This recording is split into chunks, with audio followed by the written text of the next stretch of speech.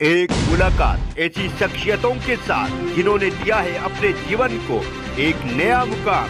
रूबरू कराएंगे ऐसी कुछ हस्तियों के साथ एक खास शख्सियत के साथ मुलाकात जयदेव पटेल के साथ नंबर 1 इंडिया न्यूज पर। नमस्कार व्यूअर्स, मैं जयदेव पटेल और आप देख रहे हैं नंबर 1 इंडिया न्यूज। आपका एक बार फिर स्वागत है एक खास शख्सियत के साथ मुलाकात प्रोग्राम में।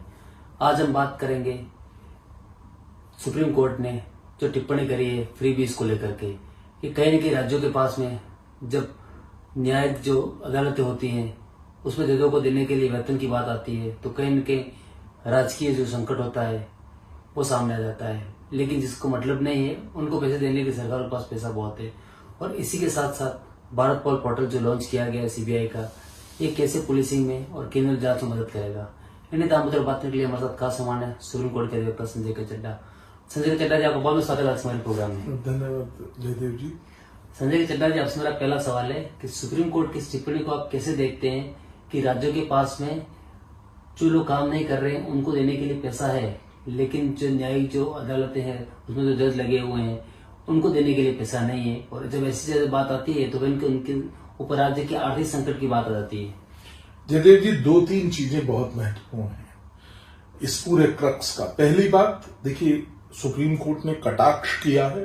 सुप्रीम कोर्ट ने बहुत पैनी नजर लगाते हुए बताया है कि क्या हो रहा है, क्यों ये फ्रीबीज जिनकी आवश्यकता नहीं है। हमारा देश इस वक्त सही मायने में, मैं आपसे बता रहा हूं, आर्थिक संकट से भी गुजर रहा है। अगर आप देखें पिछले 10, 15, 20 सालों में हमारा जो जिसे कहते हैं ना कि वित्तीय जो हमारा लोन है वो बढ़ा है, विदेशों को जो हमने पैसा देना है वो बढ़ा है।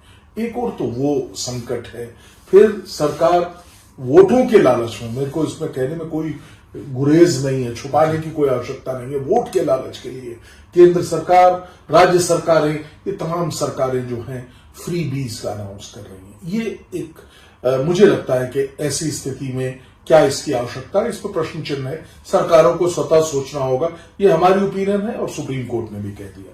अब दूसरी बात, जहां तक आप जानते हैं judicial system, justice delivery system का सबसे महत्वपूर्ण अंग है वो है कोर्ट्स। अगर एक और हमारे पास कोर्ट के पूरे स्टाफ को, पैराफर्नीलिया को, खर्चे को, जजेस की सैलरीज देने के लिए पैसे में कुताही हो रही है, कमी है, हम और जजेस नहीं अपॉइंट कर पा रहे हैं, तो एक पूरा जो सिस्टम है उस पर प्रश्न चिन्ह लग रहा है। और हम देख रहे हैं आज के परिप्रेक्ष्य में करोड़ों की संख्या में 5-6 करोड़ केसेस भारत में पेंडिंग है। ये सब इस बात से निकल के आए, जो टिप्पणी है वो इन सब चीजों को कवर कर रही है। तो हमें एक मजबूत जस्टिस डिलीवरी सिस्टम चाहिए।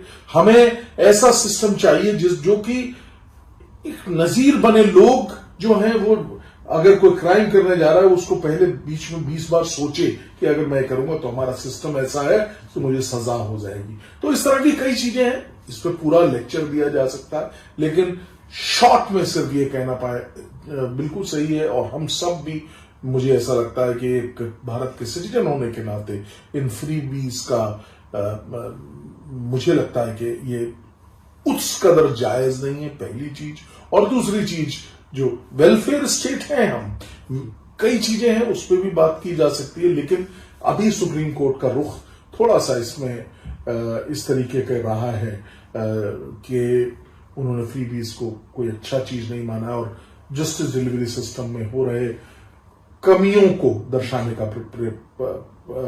जो है एक प्रयत्न किया है। एक लास्ट लाइन भी बताना चाहूंगा, आपको पता होना चाहिए कि एक कोर्ट, सिर्फ एक कोर्ट को चलाने का एक ईयर का वो जो खर्चा है वो करोड़ों रुपए में होता है। जज की सैलरी, पूरा स्टाफ है, रख रखाव की जरूरत, कंप्यूटर्स, और अब तो हम एडवांसेस की ओर बढ़ रहे हैं, खर्चे बहुत हैं, ये ध्यान में रखना पड़ेगा। तो क्यों नहीं हम ऐसा सिस्टम डेवलप करें, क्योंकि वेलफेयर स्टेट का भी काम हो और बाकी चीज भी परिपक्वता से चले। जी संजय चड्ढा जी, अगर हम बात करते हैं अब सीबीआई के जो भारत पोर्टल की जो लॉन्चिंग की गई है, तो ऐसे भारत पोर्टल से जो क्रिमिनल केसेस है उसकी जांच में कैसे सुधार होगा, कैसे मदद मिलेगी? देखिए, भारत पोर्टल जो है ये इंटरपोल का जो पोर्टल है जी। जिसके प्रति जिसमें जो है अंतर्राष्ट्रीय स्तर पे और राष्ट्रीय स्तर पे बहुत इसकी डिमांड है और लोग यानी कि सरकारें जो हैं उस पर निर्भर करती हैं। ये एक परिप्रेक्ष्य बता रहा हूं। अब हमने बड़ी अच्छी बात है कि हमारा अपना पोर्टल एक बना रहे हैं हम लोग और उसमें संभवतः पूरे राज्यों की पुलिसों को जोड़ा जाएगा, जैसे कि उत्तर प्रदेश की पुलिस, दिल्ली की पुलिस, सब लोग उसके पार्ट होंगे। सीबीआई उसका अहम रख रखाव करने की जिम्मेदारी सीबीआई की होगी। सबसे बड़ा जो काम है वो ये है कि राष्ट्रीय और अंतर्राष्ट्रीय स्तर पे जो डाटा अवेलेबिलिटी है कि कोई जो क्रिमिनल है, एक्यूज है, उसकी प्रति जितना भी डाटा है उसकी अवेलेबिलिटी समावेशित करके इसमें पेश की जाएगी। अगर कोई गुजरात में, केरल में कोई ऐसा गुनाह करके भागा हुआ व्यक्ति है तो उसके बारे में अगर पता लगाना है तो हम उत्तर प्रदेश में बैठ के लगा सकते हैं, जम्मू कश्मीर में बैठ के पता लगा सकते हैं। ये तो राष्ट्रीय स्तर पे हो गया। और अगर वो व्यक्ति बाहर चला गया है, मैं एग्जाम्पल देने का प्रयास कर रहा हूं, कई ऐसे और एग्जाम्पल्स दिए जा सकते हैं। तो जैसे कि लखनऊ कोई उड़ा के लंदन चला गया कोई व्यक्ति भाग के, तो ऐसे भगोड़े के प्रति अंतर्राष्ट्रीय कोऑर्डिनेशन भी है। इसको इंटरपोल से भी जोड़ा जाएगा, अन्य राष्ट्रों की पुलिसों से भी जोड़ा जाएगा। वहां पे यहां के अपराधियों का डाटा उनको दिया जाएगा कि ये व्यक्ति यहां तो नहीं आया हुआ है।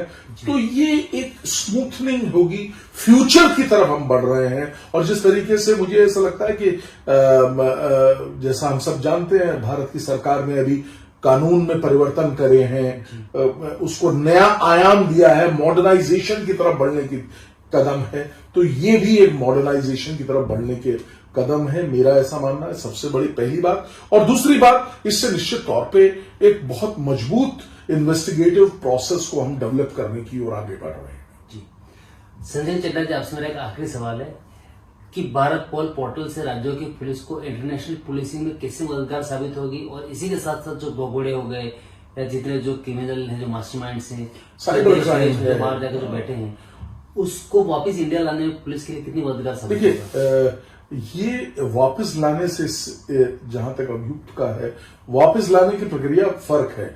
लेकिन सबसे पहले चिन्हित करना कि एक साइबर अपराधी है जिसने साइबर क्राइम भारत में किया है, वो चाइना में बैठा हुआ है। अब इसके जरिए हमें सबसे पहले ये चिन्हित हो जाएगा कि चाइना के इस शहर में यहां पे ये बैठा हुआ है और इसकी तमाम जो उसकी गतिविधियां हैं उन पर हम दिल्ली में बैठे या भारत के किसी भी राज्य में बैठ के उसकी उन गतिविधियों पर नजर रखेंगे, पहली चीज।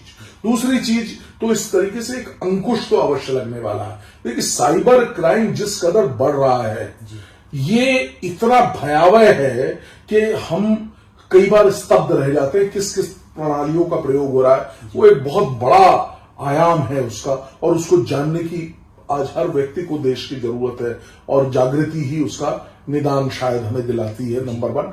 नंबर 2, अब इस पोर्टल में आ जाने से कम ऐसे व्यक्ति जो इस तरह के अपराधों में लिप्त होते हैं, जो इसके मास्टरमाइंड होते हैं, चाहे वो अंतर्राष्ट्रीय 7 समुद्र पार अमेरिका में बैठे या कहीं पे भी बैठे, उनके ऊपर निगरानी रखना सबसे बड़ी बात, उनको ट्रैक करना, उनके बारे में उनकी अगली पिछली सब गतिविधियों का समावेशन करना, ये सब इस पोर्टल के जरिए आसान हो जाएगा। इसके अलावा कोई जो भगोड़े हैं हमारे भारत से, सब नाम मेरे को लेने की आवश्यकता नहीं है, सैकड़ों भगोड़े हैं जो यहां से तरह तरह के अपराध करके विदेशों में भाग गए, उनको मैप करना बहुत बड़ी दिक्कत है। अब यहां पे कोई गुजरात के किसी एक सीमावर्ती जिले में कोई मर्डर करके और भाग जाए, लाओस में चला जाए और वहां रहने लग जाए, वहीं पे शादी कर ले और अपना घर बसा ले, आप कैसे ढूंढेंगे? तो इसलिए उस व्यक्ति को ढूंढने का ये एक सबसे बड़ा, क्योंकि हम लाओस की पुलिस के साथ भी कोऑर्डिनेट करेंगे। हमारा जो पोर्टल है वहां से भी जो डाटा है, वहां के हर इस तरह के व्यक्ति का जिसका भारत से कोई रिश्ता है, हमारा जो यहाँ पे उसने कृत किया है, उसका भी सारी इंफॉर्मेशन वहां होगी। तो हो सकता है मैच करके हम उसको नैब कर लें, उसको पिन पॉइंट करें और फिर जाके सरकार जो पुलिस है, इन्वेस्टिगेटिंग एजेंसी है, उसको पकड़ सके। तो अपने आप में बहुत बढ़िया आयाम है। और देखिए, अगर जयदेव जी, अगर हम मॉडर्नाइजेशन की तरफ बढ़ेंगे नहीं तो ये तमाम चीजें हम पीछे रह जाएंगे। तो मेरे को लगता है कि एक बहुत पॉजिटिव स्टेप है सीबीआई बधाई के पात्र हैं, हमारा गृह मंत्रालय बधाई के पात्र है कि हम मॉडर्नाइजेशन की तरफ आगे बढ़ रहे हैं। संजय चड्डा जी, आपने हमारे लिए समय निकाला, उसके लिए आपको बहुत धन्यवाद। Thank you very much.